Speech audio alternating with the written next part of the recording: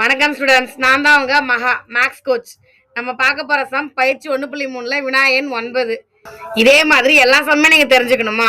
அப்போ மறக்காமல் நம்ம சேனலை சப்ஸ்கிரைப் பண்ணி வச்சுக்கோங்க. வாங்க வீடியோக்குள்ளே போகலாம். 1வது கொஷின். ஒரு விமானம் 500 கிலோமீட்டர் பர் மணி வேகத்தில் பறக்கிறது. விமானம் டி தொலைவு செல்வதற்கு ஆகும் காலத்தை டி மணியின் சார்பாக வெளிப்படுத்துக.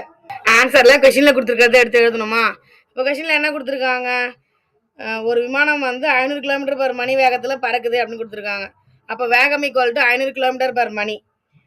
டி தொலைவு செல்லுது அப்படின்னு கொடுத்துருக்காங்க. அப்போ தொலைவு டி, காலம் டி. நமக்கு தெரியும் வேகம் அப்படிங்கிறதுக்கான ஃபார்முலா வேகம் ஈக்குவல் டு தொலைவு பை காலம். அப்போது இதில் சப்ஸ்டியூட் பண்ணலாமா?